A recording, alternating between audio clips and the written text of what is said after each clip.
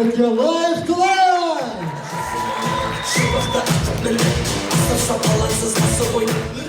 2019 жастар жылы, ал Жайдарман жастар мекені. Күлкі адамның өмірін ұзартады, күліп отырайық. Ендеше, 1-2 жартылай финалын ашық деп жариялаймыз.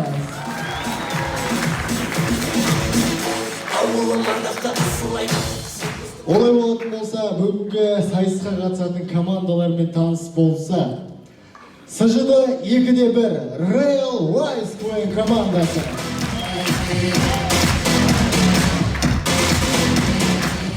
По 2-2 Тентектер Queen командасы. Ату 1-1 Арландар Queen командасы. Оғу 2-1 Бәке және оның братишкалары.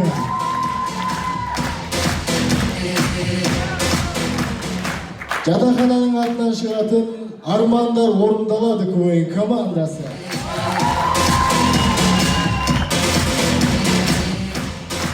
Оғу 1-4 Лауритто Queen командасы.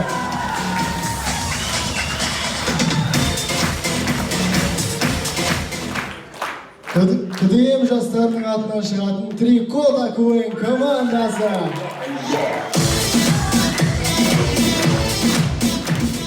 По 2-1 Фаворит Queen командасы.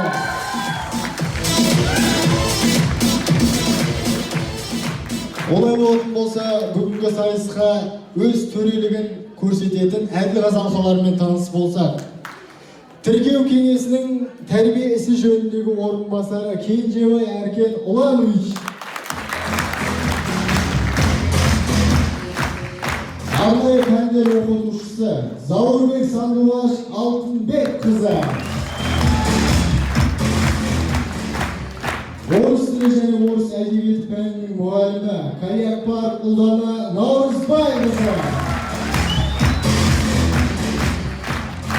Майнер, актер, жайдарманшы және де біздің студентіміз Шәймерден Қуандық Ерболұлы.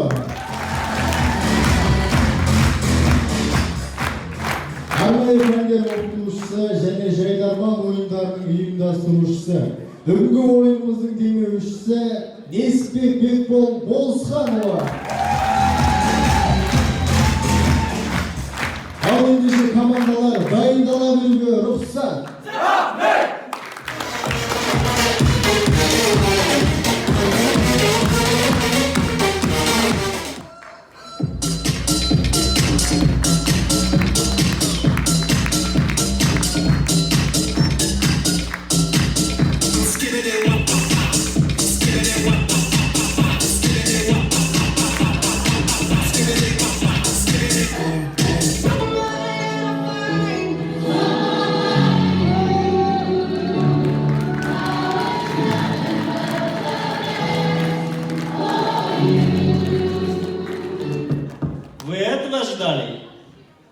Шығып кетсін ба енді? Қойшы, әбден сондайдан бар ғой, ұрымыз шығып кетті бар ғой. Қойындаш сондай.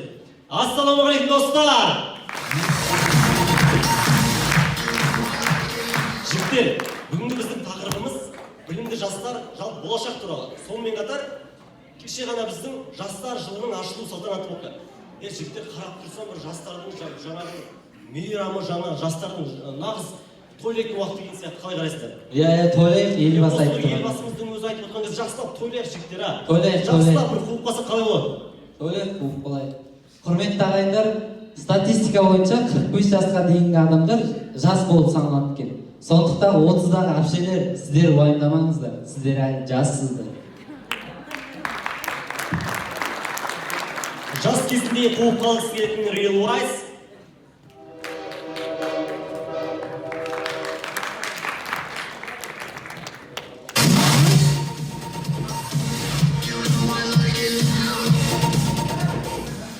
Қайырлы күн достар, тамашалайын. Мылқау жігіт магазинде.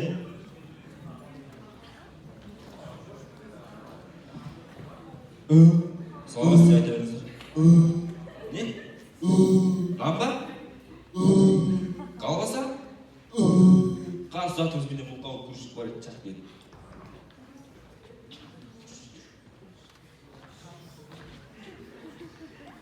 Көрейік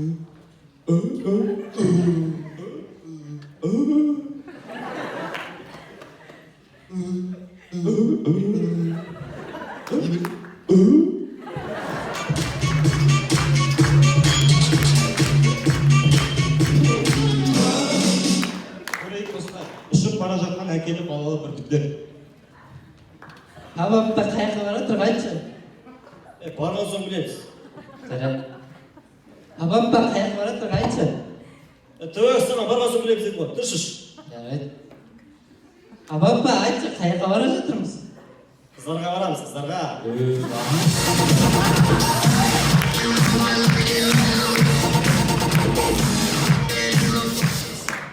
Тарихта Шыңғыс ханның 500 әйелі болған бәріміз білеміз. Хан ордасы кешкі уақыт. Қой қыздар жатайық. Ертең ана татарларға қарсы соғысқа шығу керек. Жарайды. Так, бірінші әйелім бөрте бармысың бе? Бармын отағасы. Барсаң, сен болмасаң болмайды. Екінші әйелім, Тоқалым барсың ба? Мен отағасы бармын. Үшінші әйелім барсың ба? Бармын отағасы. 499 әйелім бармысың? Ай, бармыз ей? Барсың ғой сен. 500 әйел барсың ба? Кәмес. Бар.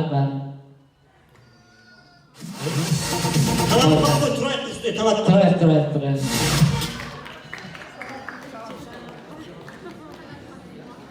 Қытайдағы тұран, тамашалайық. Жылан! Мен тамақ дейін жігіт азайсың мен. Тамақ дейін.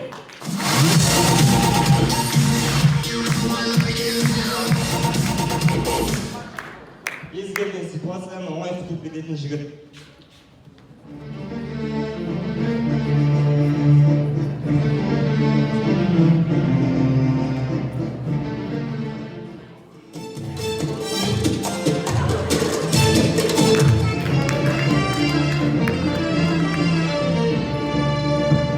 Достар, заманауи технологиялар күн сайын, минут сайын даму үстінде. Сондай технологиялардың бірі сөйлейтін таразы.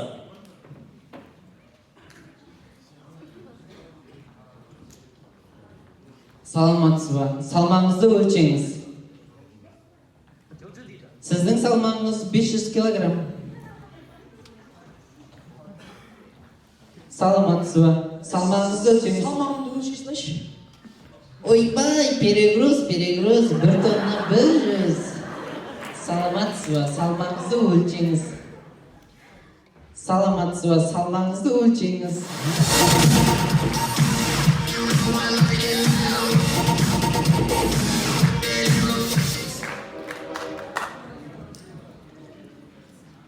Құрметті достар, болашақ жастардың қолында, яғни біздің қолымызда. Сіздермен бірге болған темір жолдың маңызды мамандық иелерінен құралған Real Korean командасы. Бұйырса жолығамыз, бұйырса мүмкін.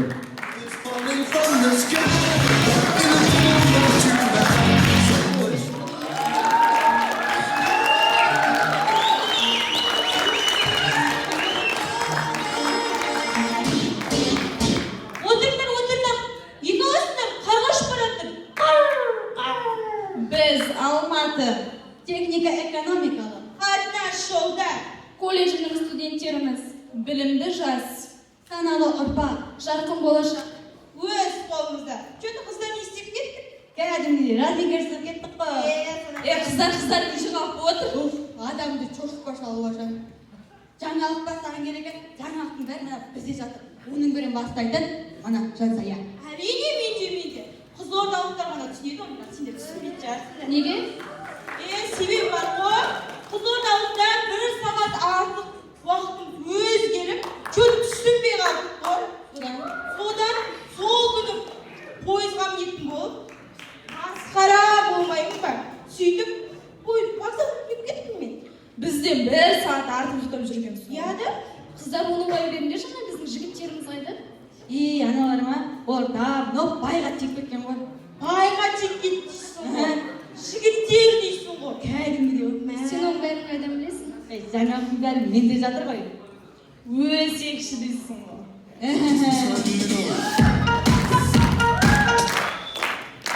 Қыздар, бастамаймыз ба? Бастасақ, бастайық! Жүрегімнің есігін қағып тұрмай аш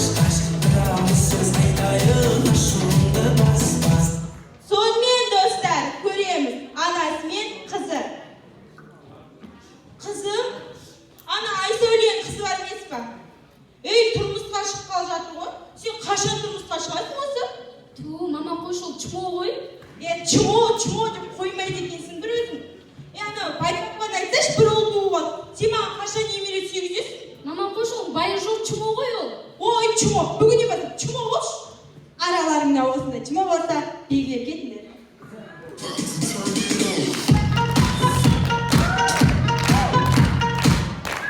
Мынау жүр. Сонымен көреміз магазинде болған жағдай. Ал қызым, не болды? Саламатсыз ба? Сіздерде жұмыртқа бар ма? Әрине қызым, жұмыртқа бар. Үлкен, кішкентай, Үлкен керек. жарайды қызым. Ма? Бұл халал ма? Әрине қызым, халал. Мен оны өзім өсіргем. Кезінде ішпеген тауық қой. Ала бер қызым, өкінбейсің. Кезінде ішпеген адамдар белгілеппегенде шасызды. Уважать етемін.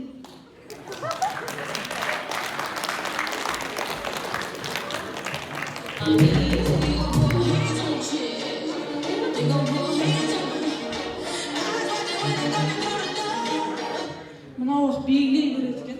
Сонымен тамашалаймыз қыз бен жігіт. Жан! Жан деймін, жан! Мен тоңып кеттім. Тоңып кеттім ғой мен. Бүгін қалың киім шыққаның қандай жақсы болды, сен киім шықпадың. Қалың киім шыққанына белгілі екендер.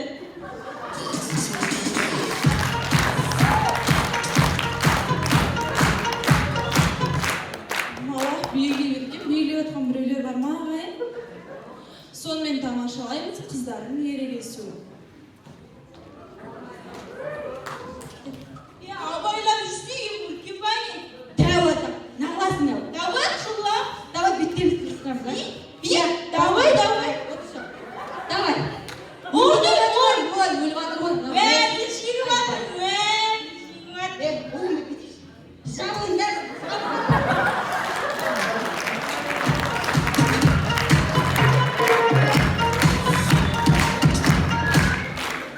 Сонымен тамашалаймыз кинотеатрда болған жағдай. Қыздар, мен шөлдеп кеттім, суғар қойдақ, сен орнымызды ешкіге бермей, Ерме, ешкіге. Попкорн алғанда шыққан әйтші. Арада 2 сағат өтті десең, осылай орын бермейтіндерді белгілеп кеттіңдер. Қызықпаңдар.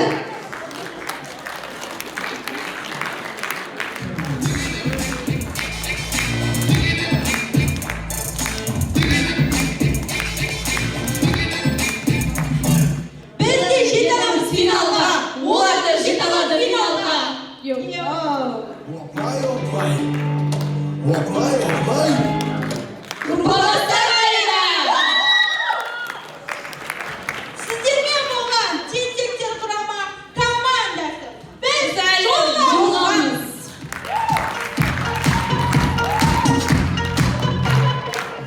Белгілеп атсыңдар ма?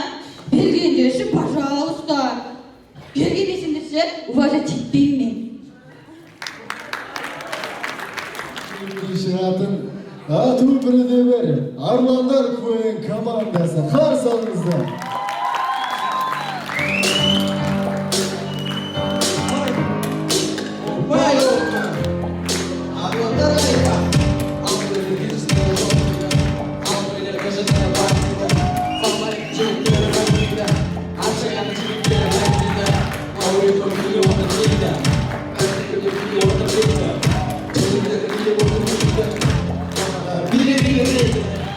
Арландар қайда?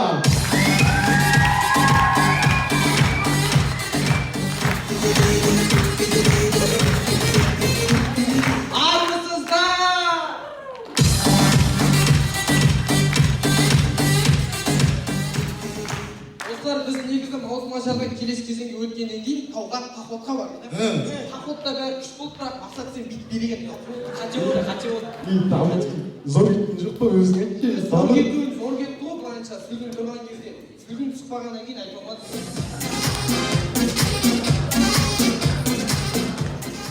Оны қоя бердіш. Есі дұрыс еркек, есі дұрыс жігіт, есі дұрыс ер азамат. Тауға Розбек Курбани киіп бере ма, Мұрат?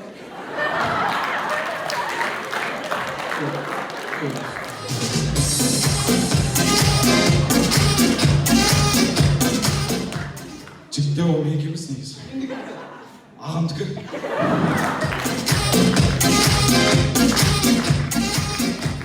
Оны қоя бердіші. Түндегі сырысып қалды ғой. Отын қасып келем ғой дейді. Сағаттан ашып осылай деп ашып қалсам, сосын ішінде қыз неғып жатыр деп түртем оянбайды, сосын түртем оянбайды, сосын теуіп су шашып әйтеуір өйтіп оятады, сосын қолынан ұстады алып келіп барады, көрсетші Мұрат. Өйстіп алып кетіп барады. Біраз жерге кетіп қалды, тап кетті. Сен кімсің деп қарап қалсам, мынау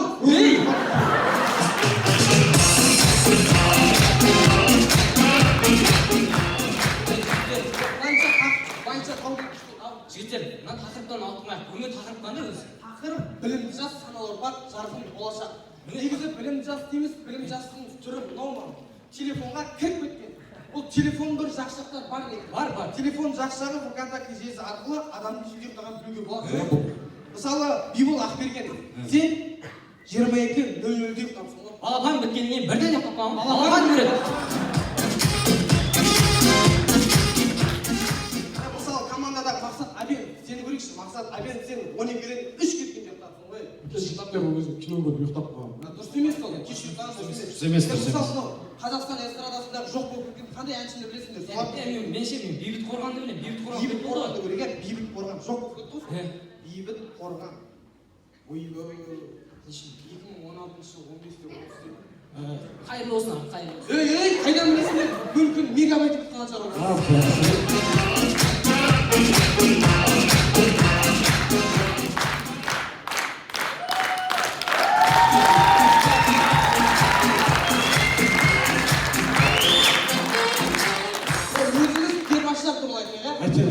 Перваштар, колледжге келмей тұрып, өздерінің ауылдарында бір дос ұстап алады.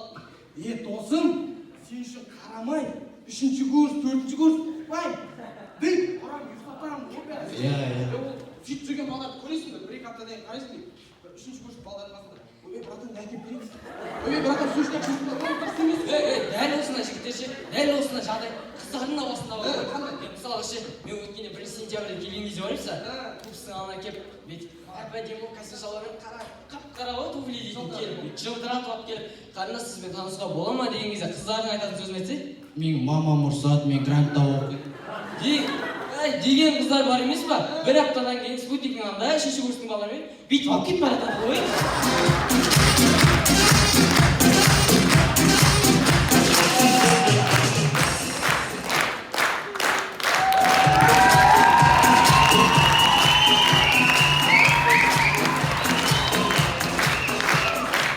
Дәл осындай керемет көңіл-күймен армандар біз бастаймыз.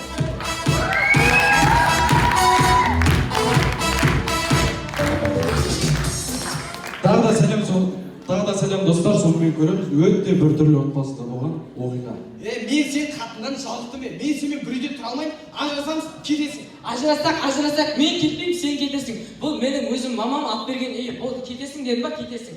Мақұл кетсем кетейін, мен сенімен бір үйде тұра алмаймын, ажырасамыз болды. Шыңғыс, сен шынымен кетейін деп отырсың ба? Сен шынымен кететін болсаң, мен өз-өзімді артып, қолыма мені өлтірген өзімнің байым Шыңғыс деп жазамын, не істейсің? Өлесің ба? Өлем. Өлсең өлең ал, керек емессің сен.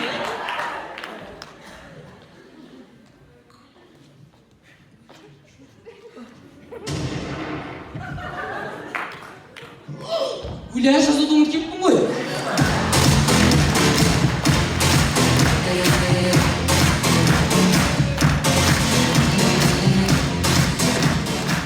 Сонымен көреміз достар, мақтанымыз тойда.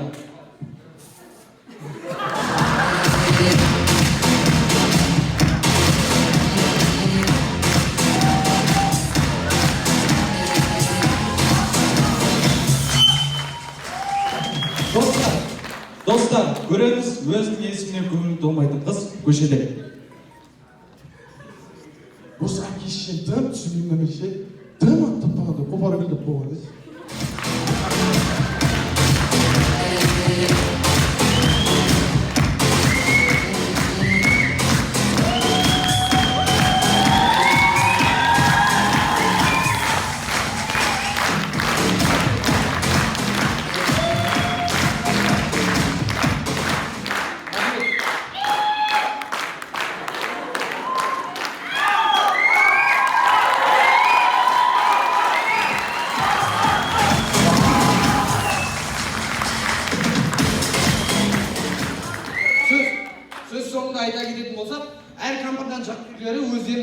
шыққанда қошеметтеп қолдау білдіріп отырады. мысалға фавориттің жанкүйерлері шықса тек қана фавориттің жанкүйерлері ғана шапалақ ұрып отырады.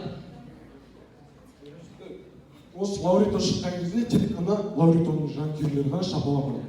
Олай болмайды ғой. Негізі мынау бәріміз жиналып Арландар деген команда бар. Бар. Шапалақ ұрады.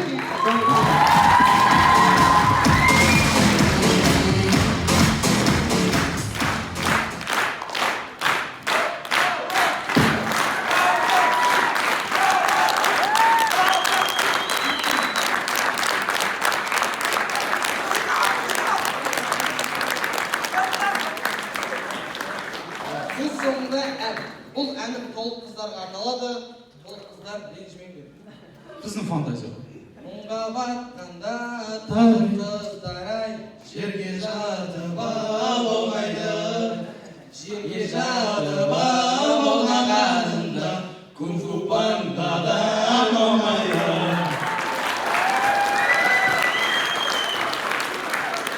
Сіздермен бірге болған қашанда өздеріңіз көңіл күйде жүретін Арландар және Думан құраған команда.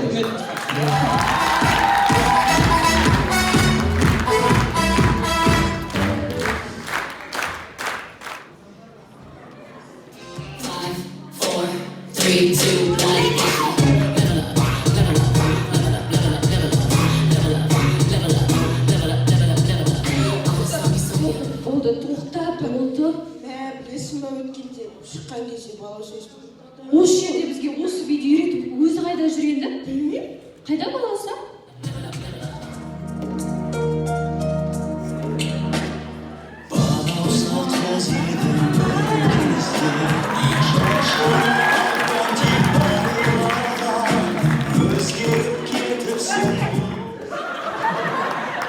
Мына өлең оттай береді баласы. Дым өзгермеген соң габаритің ғана өзгерген ғой. Құрысар. Габаритті қойшы, неғып сонша бақытты жүрсің? Қап-қар ма? Бар. Баланы жақсы сөйлей бер ма? Жүріп тұр ғой, бірақ та дөңгелек жоқ. Мен 16 саласпамыз. Арқам бар ма? Бар ғой не болды? Бәрін дайындап қойыңдар, е? Не үшін оның бәрі саған? Қойшы жағын емес. Байға дейін деп атыр. Ассалаумағалейкум. Байға дейін қысма не? Өлі байға дейін не осы деп үшін қаласыңдар? Сен не құтыламыз ғой? Ей, жарик, айтайын, сен арайып жүр. Мен қазір ана жігітім керек, бірақ мен байға дейін білмейді ол. Шақырып қойдым, сөз салам. Байға керек. Дайындым. Сәлем жаным, қалайсың? Жаным, кеп қой. Жаным, саған кеттің ғой. Қалай жеттің? Жақсы. Жақсы жеттің ғой. Алып қойған жоқсың ғой? Сармын. Ақшаң бар ма? Бар. Бар ма? Бересің ба? Мен ақша өзінде жоқ, е? Жаным, саған бірдеңе айтайын дегенмін ғой. Не дейін деп жатсың? Мен боласың ба? Ой, о заманда бұл заман қыздың еркекке сөз салған бұл. Қайсасың сен, ей? Жоқ. Боласың ба? Жоқ. Өлі? Бәрі бұттың ғой сені. Бұл бастайын ғой, тұрыңдар тез-тезе. Тимейтін болыпты маған. Осындай көңіл күймен біз бастаймыз.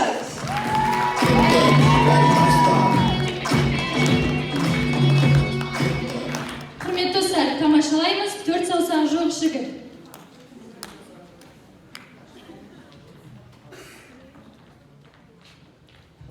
Мән, қашан келеді екен?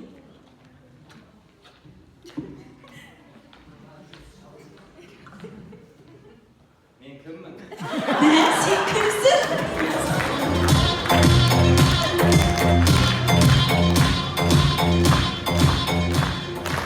Рахмет. 5 жас өмірдің ең қиын кезеңі деп айтады. Сонымен көреміз 5 жасар қыз бен жігіттің әңгімесі. Мәні ойыншықты маған берші. Ала берші. Маған. Ала бер. Алмаймын. Алмасаң қой. Маған берші. Алшы. Мә, сен неге мен сыйламайсың? Мен құлағымды тесейін деп жатыр ғой бүгін. Ой, сенікі неше ғой, менікін кесейін деп жатыр.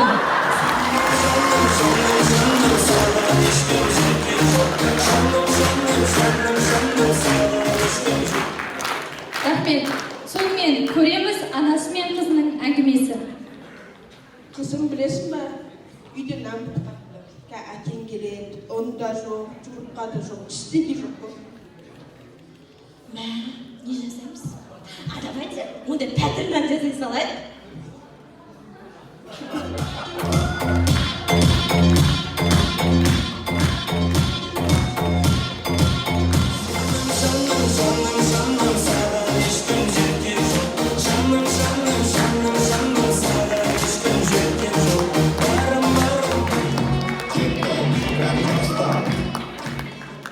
Сөз соңында, болашақта ел тізгінін ұстайтын азаматтар білімді жастар, ал білімді саналы ұрпақтар билеу кез келген мемлекеттің алдыға нық басқан қадам деп білеміз.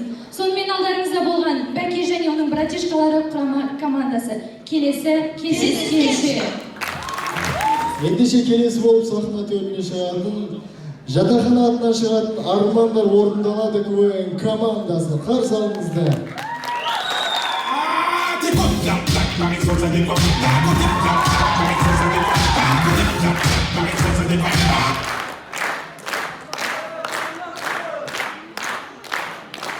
Біз әмірхансыз бастамаймыз, бізге әмірхан керек.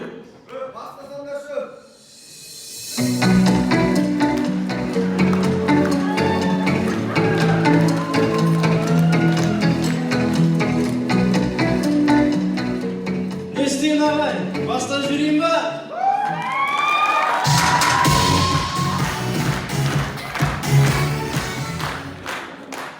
Ассалаумағалейкум.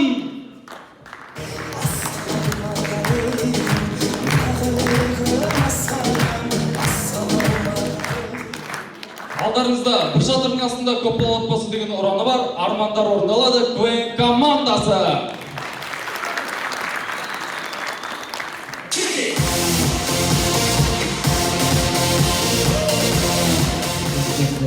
Жігіттер бүгін жартылай финалға деген бір қадам. Сондықтан бізге бұл жақта жарып жүру керек. Ona шешінейік онда. Шешіп емес. Инстаграмда да хит болып шешініп жатыр ғой. Ол Инстаграмда бөлек.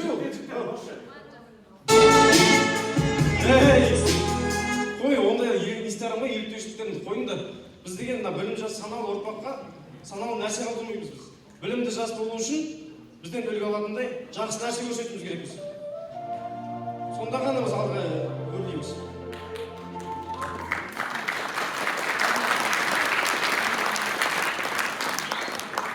Олай болса, тентектер командасының номерін аламай жүрген жатақханадан балаларымыз Бастаймыз!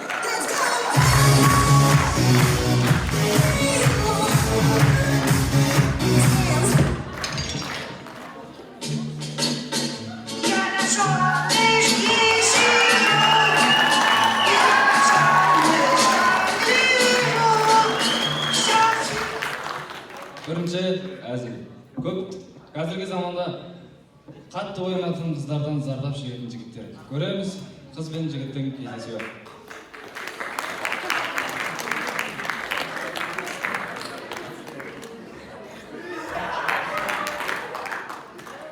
Қайда мынау?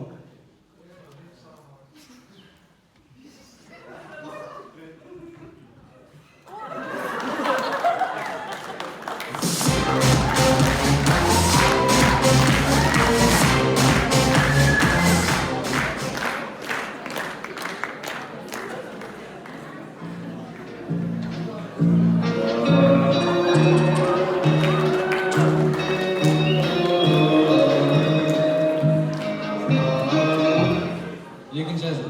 Дүкенде болған жағдай.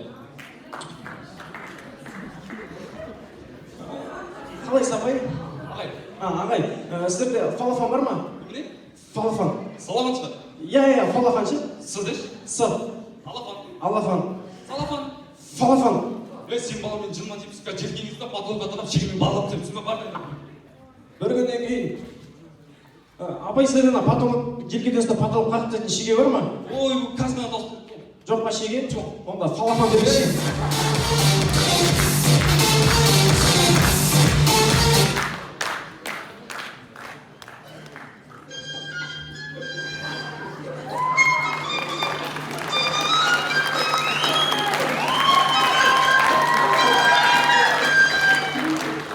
Бәріміз білеміз, колледжіміздің әр бұрышында тұратын студент кезекшілеріміз болады. Көрейік, іші пысқан студент кезекші. ұқсап кетті ғой не істеймін ғашықпын ғой соға деген. Ассалаумағалейкум, кезекшісің ба? Да, кезекші. Ажытқан ақтан? Ажытқанда саған мужской ма женский ма? Немене? Еркек болып көріпсің. Еркексің ба? Мужской мына жақта оңға жүресің, бұл жақта давасың. Не десем ол деген бұл жақта. Таптың ба туалет? Таптым. Кәдімгі жеңілдік болды. Лифт ба? Лифт? Саған мужской ма, женский ма? Немене сендердің лифтті де мужской женский бөлінеді? Бізде бөлінеді қыздар лифтпен, олар лестницамен.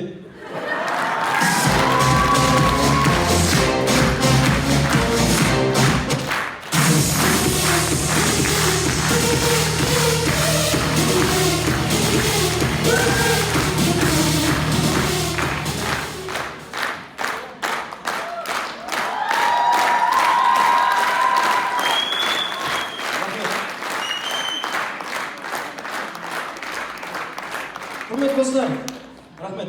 Құрметті достар, ойын соңында мында Альмира апай отыр. Альмира апайға шығарған бір әнім бар, қабыл алыңыздар.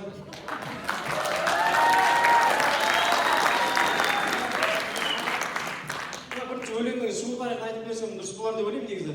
Шығу тарихы бір күні жаңа Новогородскқа келгем, шәлекені асханаға келгем, көрдік та мен сен төртінші жүрсің, неғып жүрсің деп мен қуып жіберіп сол кезде Альмира апайға ызаланып ашудан шығарғаннан қабыл алыңыз, Альмира апай.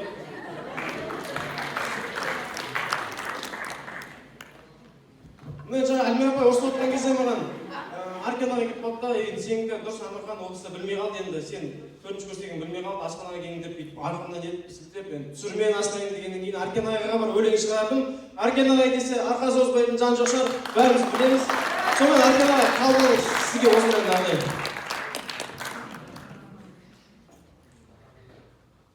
Мен жаңа Арканаға деп отырмын, сонымен Арканаға мен Альмира апай бірге келіп қалды да, Амырхан сенікі дұрыс, жүр асханаға деп екі қолымнан ұстап, қуантып кіргізіп жүрген кезде екеуін де бөліп жармайын дедім да, екеуіңізге бірдей ән арнадым. Қалғансыздар сөзін, әнін өзім жазамын негізі.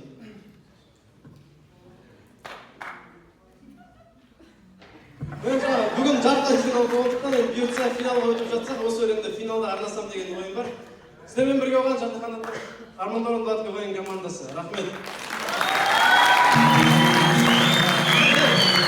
Мағанын бір қоспайсыз, гитараның. Гитараның мен сандалып көттім ғой. Рахмет. Армандар Орындатов, мақсаттар бізбек айқын болсын.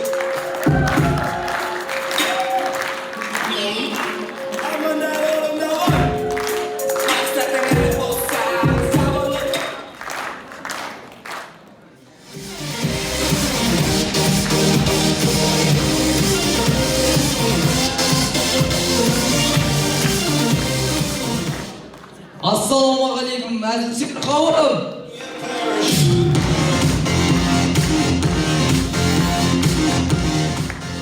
Жігіттер, тақырып қандай? Білімді жас. Саналы ұрпақ. Жарқын болашақ. В общем, білім туралы екен, ә? Бізде кім жақсы оқиды? Кім жаман оқиды деп сұраса сен, бірақ. Айтпақшы, өзің математиксің ғой. Екіні қосып жіберші. Екі. Қумасай 22 болады. Не айтып отырсыңдар, мен сендер жақсы оқиды деп жатырмын ғой. 4 болады, өзің жақсы оқиды екен ғой. Мен одан емес, мен кешегі дәуден қорқып. Мен де соны ойнап тұрмын негізі. Жігіттер қандай демін? Не айтып отырсыңдар? Кеше скамейкада отырамыз ғой. Біреу келеді да аяғымыз басып кетеді ғой. Сосын жындаған батып тұрдық та. Ұрдыңдар ма? Қаштық. Қашқаныңыз? Неге қашасың сендер? Кінәлі емессіңдер ғой. Сен ананың түріне қарасаң өзің кінә сезіп кетесің, бірақ. Иә. Анау сол емес па? Қайсы? Ой. Сол.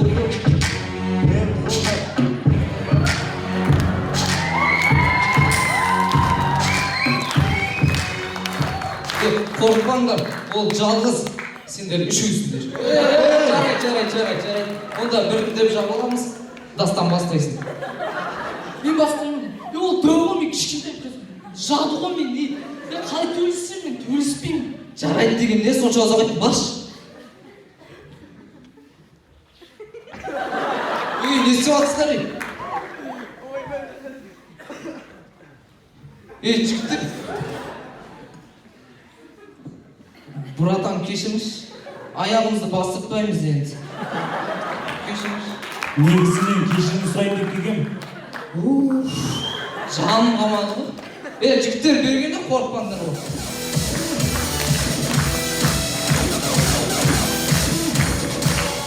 Сөйлесіп ұстағансың ғой. Алдында қолымызды басып кеткен дәуге бей тұрғанда біз бастаймыз.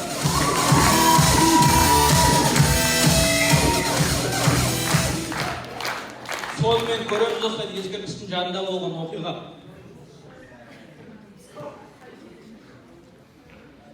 Бабам. Мен артындамын. Ескерткіш? Сіз сөйлесіп ма не? Иә, Не болып қалды? мен саған бір өтінішім бар. Айтыңыз. Басым сипа жеш. Мынау не? Атаңа жатпағана құстар ойнап жүріп еді ғой, білдіріп кетті ақ деп. Берге!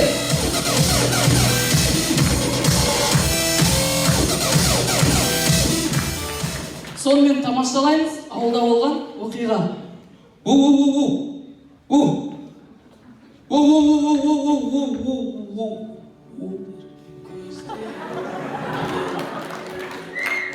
Шарик, кешке не план?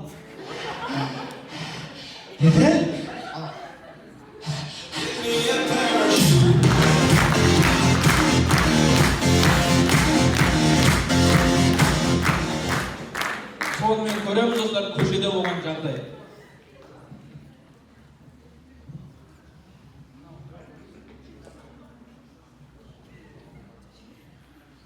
Жігіт, сен 78 жылдағы соғысты білесің ба? Жоқ, білмеймін. Оған 300 адам қатысқан, 72-сі қаза тапқан, 52-сі қайтып келген. Оған маған неге айтып отырсың? Намек түсінбейтін бәле. Мен жүзде болған номерімді қиналып жеткізіп жатырмын. Қанша адам қатып кетті емес, анда?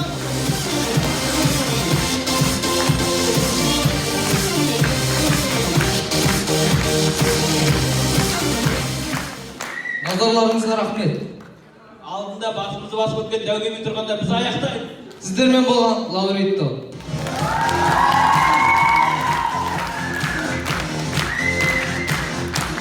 Келесі болып сахнаға шығатын КДМ жастары атынан шығатын Трикота КВН командасы қарсы алыңыздар.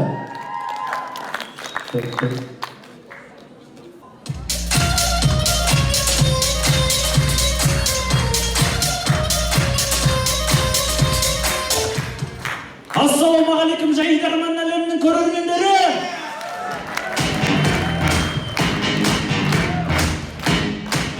Бүгін міне 1-2 жартылай финал. Бір бол тақырып қандай? Бүгінгі тақырып білімді жас, саналы ауыл ұрпақ, жарқын болашақ. Міне 2019 жыл елбасымыз өзі айтқанда биыл жастар жылы.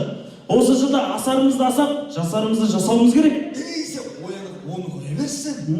Сен Ерланды қарасай. Тұршы, барып кетейші, тұршы. Ерлан, сен кеше ғана бізбен бірге талай сахнада, талай жарыста ойнап едік қой, бірге ойнадық қой, жүргізуші жоқ. Деп маған алай кетті, күлші айналайын, күлші жарыспайтсам, күлші құрсын, көзімізді ғой. Бекнұр, қараш, внимательно посмотри вот так вот. Посмотри. Бір адам жоқ қой мұнда. Бір адам жетіспейді, біз үшеуміз. Біреу қайда? Бір адам жоқ. Қайда бір адам?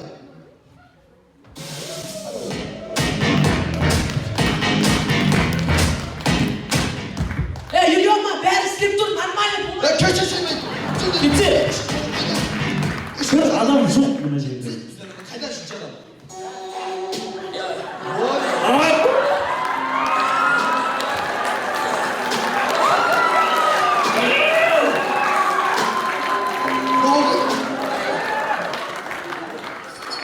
Я ношу обращение по национальности казашка.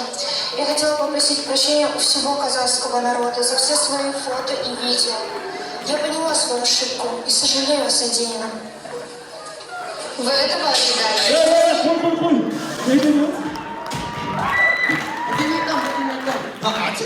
Ол мен. Макияж жасамаңдар, достар.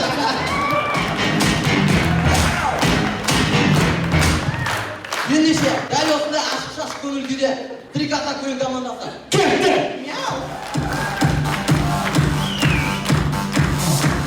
Тағы да қайырлы құрметті достар.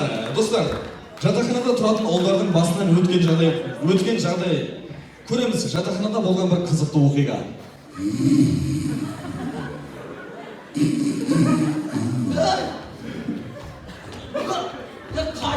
Не oldu?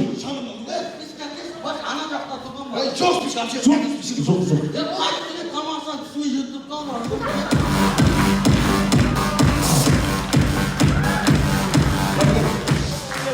көрейік достар. Бомж болғандығынан наглый бомж.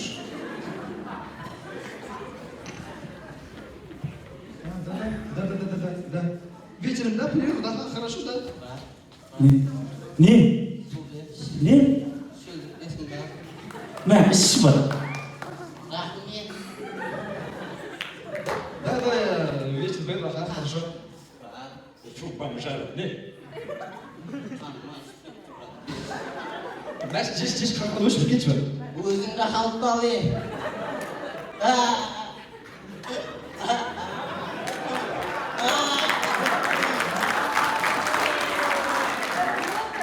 Бірақ қалдырды.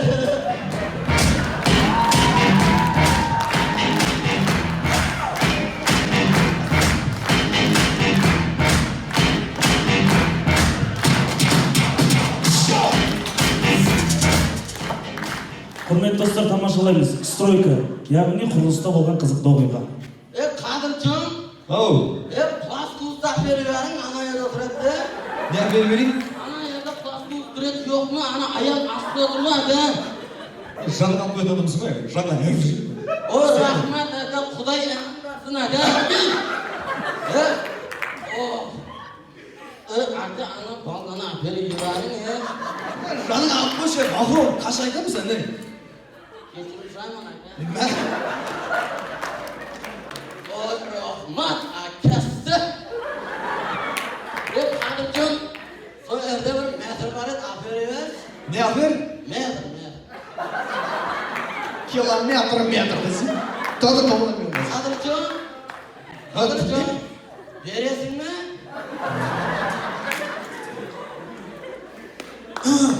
Бақырым, мен бала шағым бар. Мен екі балам бар, мен қатын бала шағым бар, бақырым. Ол да жерде емес, бақырым, мен кәдім еркекпін. Мен жігітпін, бақырым. Қадыржан, бересің ме, бермейсің ме? Түсінші, қарақшы, мен еркекпін мен. Екі балам бар, біреу ол, біреу қыз өсіп келатыр. Мен қатыны бар, елестіресің мұнаны. Әке, ана ерде мәтір бар еді, әперіп әр. Айтпайсың ба метр?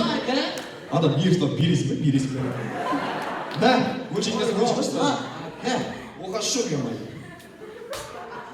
Қадыржан, мынау 42-ші ме? Ау. Мынау 42-ші ме деймін? 43. Қадыржан, сенің миың бар ма? Бізге 42-ші үйде.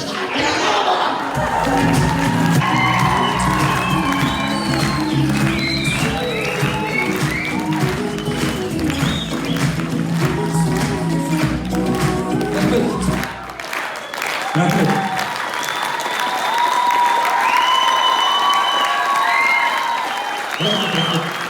Тойдан қайтсыңыз.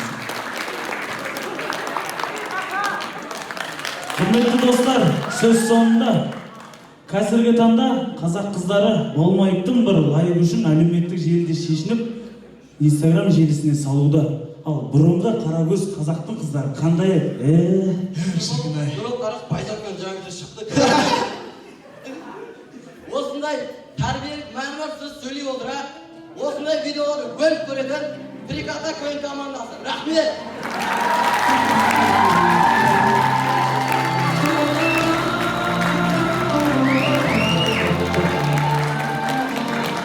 Олай болатын болса, соңғы болып шығатын команда бүгінгі сәлемдесуді аяқтайтын Ко-2-1 фаворит КВН командасы қарсылығыңызда.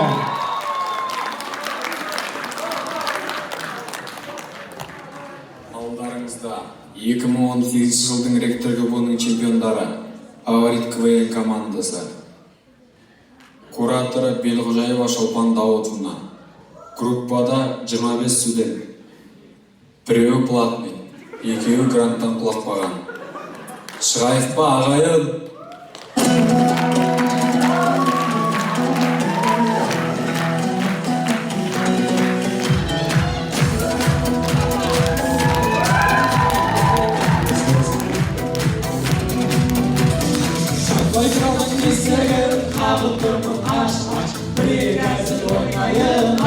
ашуыңды баспа, жартылай финалдың есігін қағып тұрмын аш.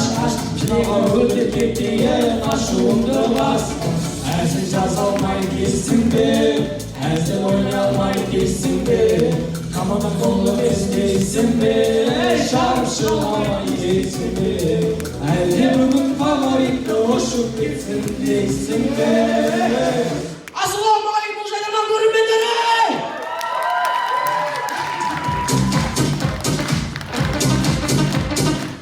Жігіттер қаралаш командаға. Өмірі түгел емес бұл ғой. Өмірі осылай жүреміз. Өмір ерғалым екі қыз алып шығады. Кешігетті жүр. Өзіне келеді. Сол. Өзіне келеді. Өтшіне қайық. Жол.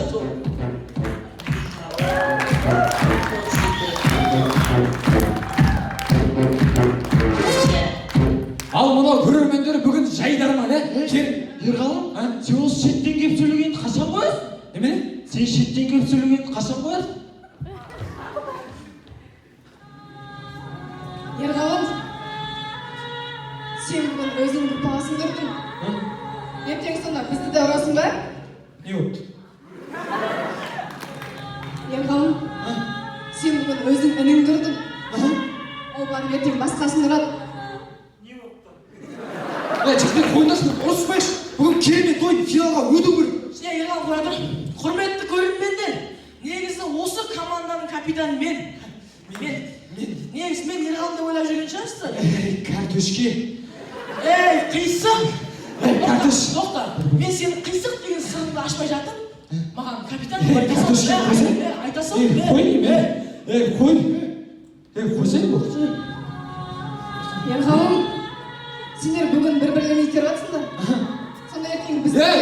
Жабыз! Не айтып жатсың? Бізге де көңіл бөлсеңдерші. Дәл осындай көргенде фаворит құрамасы ойынның басын студенттердің жек көретін музыкасымен бастаймыз.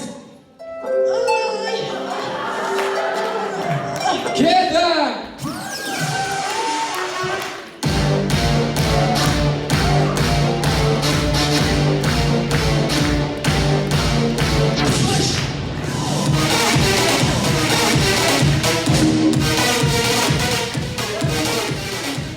Сонымен достар, тамашалаймыз. Мақтан алмайтын жігіт көшеде. Жігіттер, кешемен бар емес па? Жүздеген қарап кетті ғой. Реал Мадридше бетеп деметін жені қарап. Неге салу керек болған бұл кезде? Неге салу керек болған? Жігіттер, қараңдар. Айбай, дым ғой. Изи ғой, мынаны фигурасы изи ғой. Жігіттер, қараңдаршы. О, жүздеген емес сендер мен тәтемін көрген жоқсың ғой.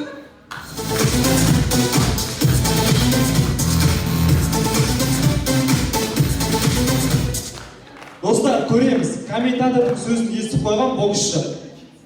Құрметті көрермен, мен қазір өте керемет бокс сөзінде Африкадан келген боксшы жақсы сөйлеп жатыр. Міне қараңыздар, біздің боксшы екі жақта онда тұрған ештеңе жоқ. Дұрыс.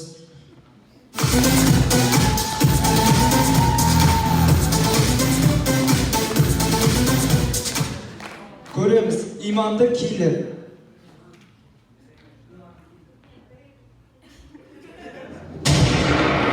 Ақтайын болсын.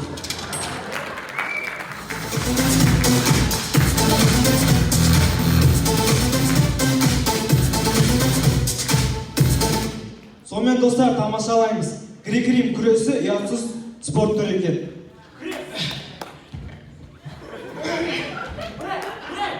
Бірек? Ол не? Мен ба?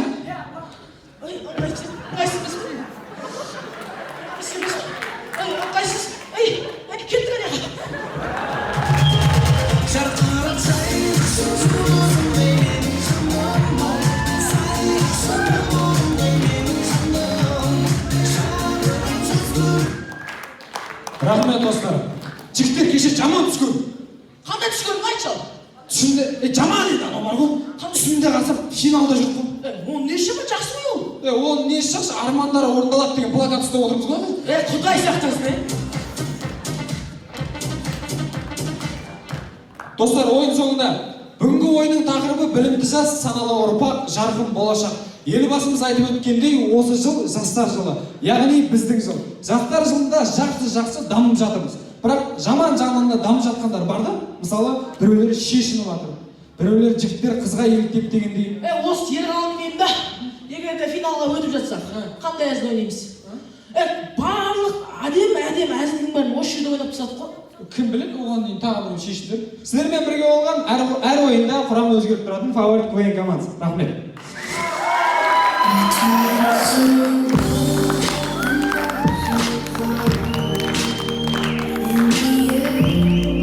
Бастаған СЖД 2-1 Royal Wise командасына.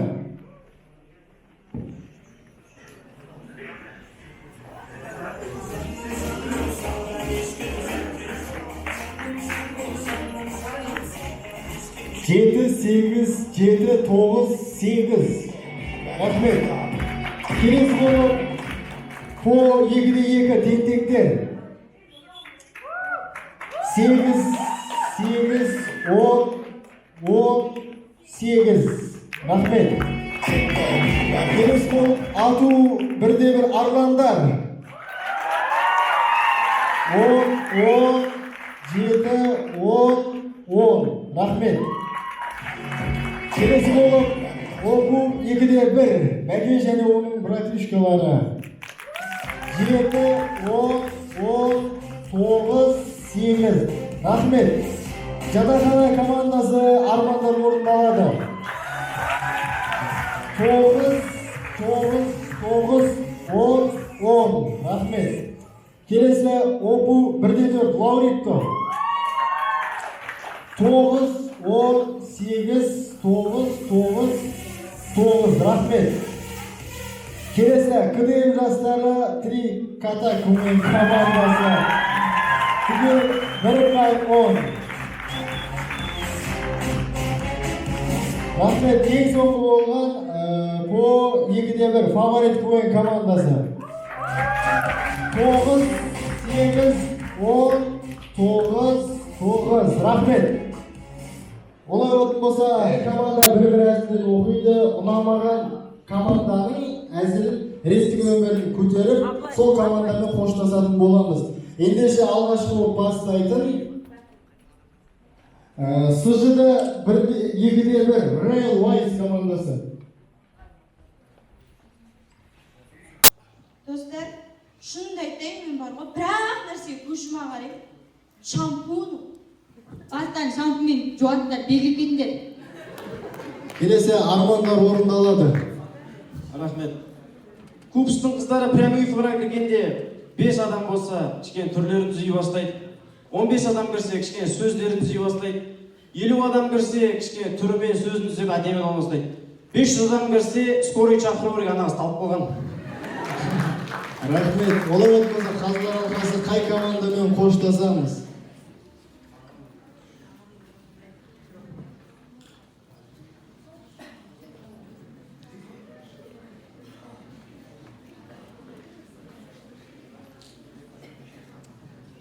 Қай командамен қоштасамыз, сонымен айтсаңыздар? 6-шы номерлі командамен қоштасамыз. Мәкен және оның братишкалары, рахмет сіздерге. Олай болса, СЖД 2-1 Royal Wise бастасаңыздар. Жұбайлардың алғашқы неке түнінде жатын бөлмеде ілініп тұрған люстраның айтқан сөзі: біраз нәрсені көріп тұрғансың ғой. Келесі Лауритто. Сабақ кезінде апайы оқушысынан 2 жыртқышаңды айт десе, арыстан жолбарыс. Енді бесеуін айтта, кете бер десе, 2 арыстан 3 жолбарыс деп. Рахмет. Келесі 3 ката КВН командасы. Қарлығаш есімді қыздарға ұнамайтын сұрақ: қарлығаштың құйрығы неге айыр?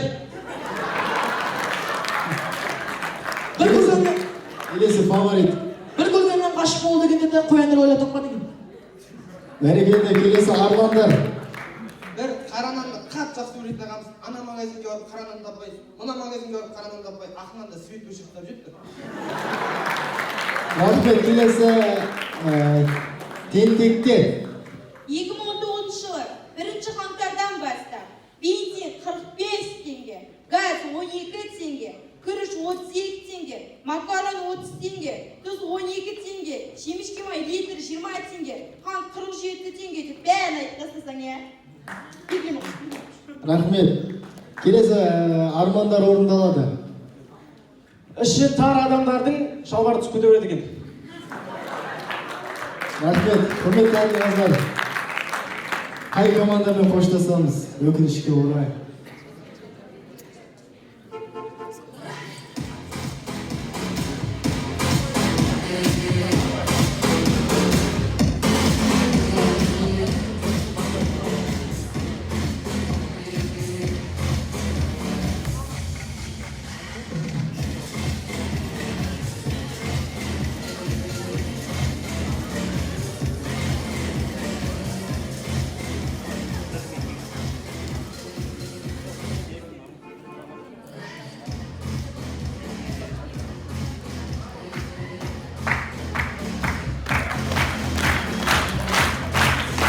Халықаралық өте сүрі болып жатқан сияқты.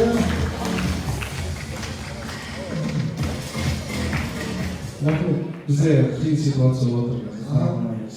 Жеті мен төртінші нөмірлі командалар бір әзілден сіздерге штрафпен тұрып. Фаворит.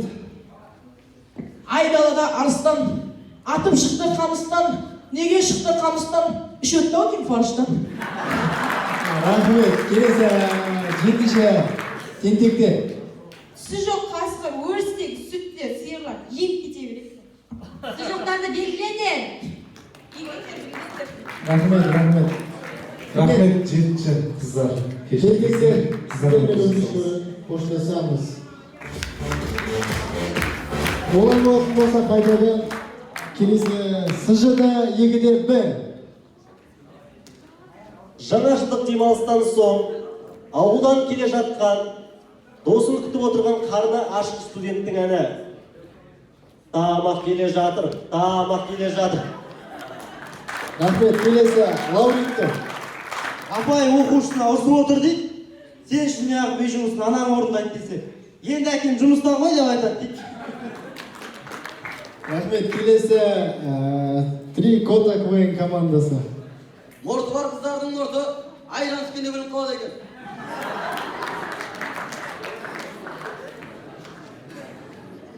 Егер сіздің мышығыңыз табағыңызды ішіп қойды ма, одан бастан сіз оның үштікті ішіп қойдыңыз. Үш басты айдатқан бір басы үйренген ғой, сөйтіп анау. Қалған екі басы айтады дейді, түнде теріс қарап жатыр. Келесі армандар орындалады. Көзінде оты бар баланың кірпігі өртен кетті. Рахмет. Сонымен қаздар алқасы кіммен қоштасамыз?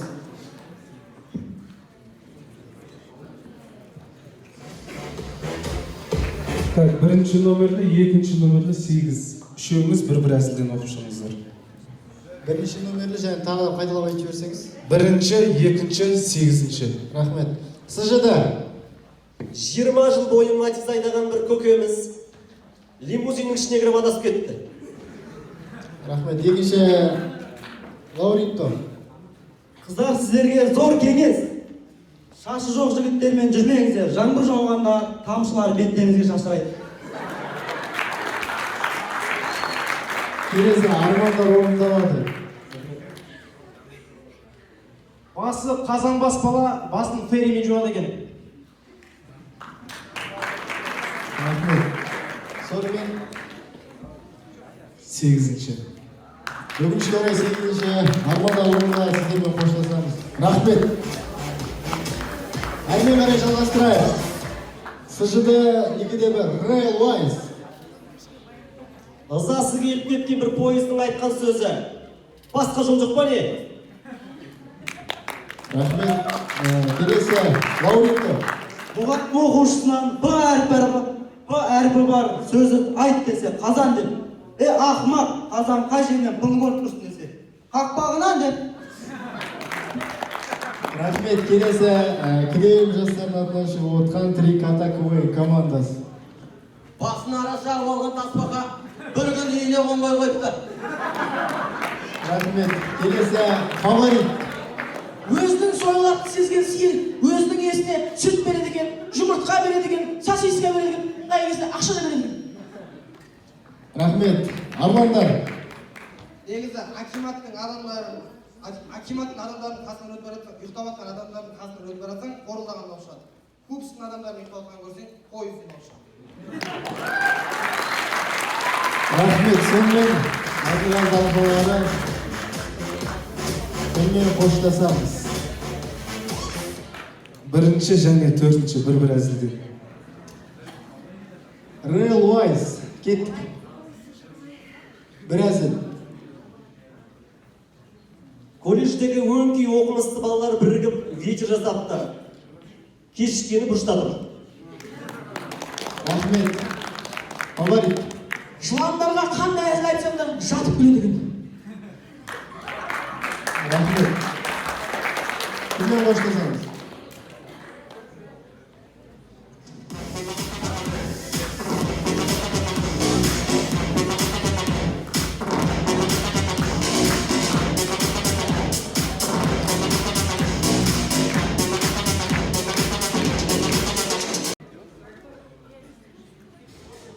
Сонымен, жауаптарыңызды айтсаңыздар кіммен қоштасамыз?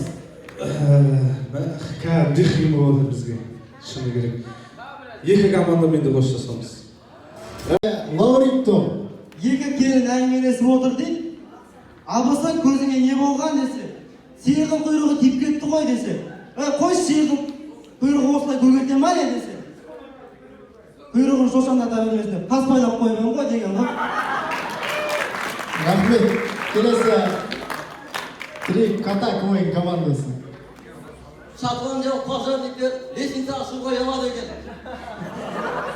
Рахмет. Келесі арландар. Ек қошқардың басы бір қазанға сыймайды деген естіген ек қошқар ар жақ жүр дейді, екі бөлмелі қазанда болып келді. Рахмет. Сонымен айтылған қалаңызға кіммен қоштасамыз? Лаурита, екінші номерді. Рахмет, Лаурита. Жарайсыздар. Ендеше финалдық әзіл. Екі әзілден Три кота КВН командасы сіздер бастаңыздар. Екі әзілден. Жоқ, бір әзілден оқи берсін. Может, әзілдер таусылып қалған шығар деген ғой. Бір әзілден оқи берсін. Жақсы, жарайды. Өтірік айта алмайтын бір ғой. Ой, кезінде өзімді де өмірді де көріп қой деп. Рахмет. Келесі арландар. 20 жыл бойы ит баққан ағамыз баласының қабағын болсын деп екі құлан киіп тастапты. Рахмет. Сонымен кіммен қоштасамыз? Кімге жеңімпаздық береміз? Арландар жеңімпаз.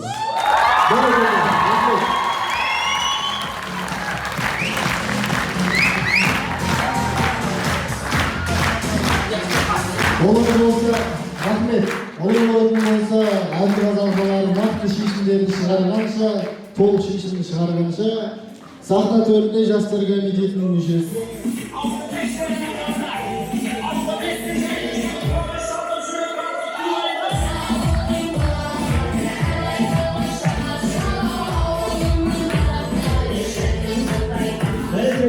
Рахмет. Олар орын болса, қаздар алқасына сөз кезегін берсек. Әркен Ұланович, өзіңіз бастап бір тілек айтсаңыз. Құрметті жастар, бірінші жастар жылымен шын жүректен сіздерді құттықтаймын. Жастар жылына өздеріңізді асқақтатып, өздеріңіздің тәжірибелеріңізді биіктен көрсете беріңіздер. Ал енді бүгінгі ойындар бойынша айтатын болсам, шыны бәрілеріңіз жақсы тарихтарыңыздар бәрі. Енді болады енді, кемшіліктері бар, қайшыда нелеріңіз бар, музыкалардың кешігі бартты, шыны қайшыда ұзақтау болатты, қай жерде сөздеріңіз естілмей, шыны біз өзіміз бір-бірімізге қайсыны түсінбей жатыр. Енді шыны бәрілеріңізге ойындарыңызға тәжірибе көбірек жинаңыздар, сахнада ойнаңыздар, әдеби кітаптар көбірек оқыңыздар. Шыны ол жаңа Инстаграм не олмес ол. Әдеби кітаптарды сонда да тоқсаңдар, сонда жаттақтасыңдар. Енді бір айтарым енді, мына финалға өткен командаларды атап өтсем, ренжімеңіздер. Финалға өтеді КДМ жастары. Жатақхана арландар және лауриттар. Фаворит тек қана Ризесінде тұр, бірақ сіздерге шынды былтырғы чемпиондар болғансыздар, рейтинг клубына бастар, бірақ биыл өте ойындарыңыз өте не болады. Славып отыр формаларыңыз бар, Бірақ келесі жылы финалда өтіп жатқан командалар бәрінен бір единый формаға киюге тырыссын. Және ме? Және көріп аяқ киім үлгісі қалай, бірақ онда бір қызығы мен бір жерде бір фишка болу керек сіздерде әрбір командада. Сол бір команданың өзінің бір фишкасы болу керек. Сол үшін де сіздерге келесі жолы сәттілік.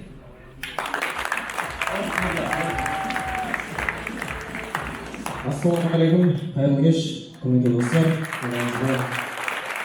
Командалар сіздерге көп рахмет, барлығы ұнады. Мен сіздерге бір айта кететін кішігірім ескерту ғана, кішігірім. Әзіл ол сахнаға шыққаннан кейін әзілді халыққа сыйлау керек. Сіздер халыққа әзіл сыйлау үшін сахнаға шықтыңыздар, дұрыс па? Әзілді беру үшін сіздердің әрбір сөздеріңіз анық болу керек. Сіздер мен мынаны тез айтып тастасам екен, мынаны қазір айтып құтылып кетсем екен деп ойлап отырсыздар. Жоқ, олай емес. Кез келген сөздің өзін халыққа күлкі етіп сыйлауға тырысыңыздар. Осы жерде тұрғандарыңыз, әрқайсыларыңыз жұлдыз болуға лайықтысыздар. Баршаларыңызға сәттілік. Рахмет.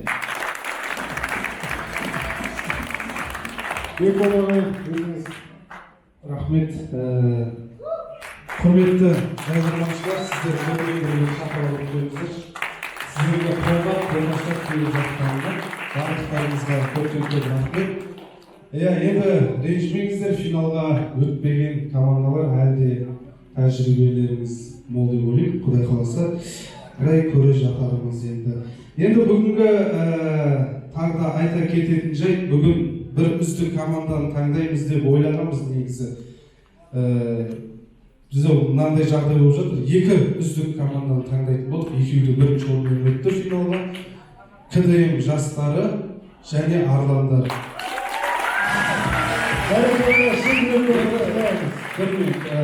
Қандай сыйлық, не сыйлайды ойлап жатқан шығарсыздар. Ертең сағат 7-де Абай Момышұлында ЖК Донер Хаус дегенді білесіздер. Қазір бізге сертификат берілген жоқ әлі. Бірақ ертең сағат 7-де осы екі команданы күтеміз.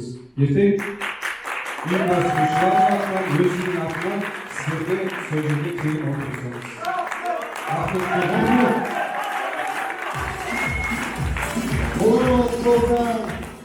Бүгінгі 2019 жылға мінекей жаңа жылдан кейінгі алғашқы жартылай финал ойындары осымен аяқталды. Келесі финалда сіздермен кездескенше сау саламатта болыңыздар. Рахмет!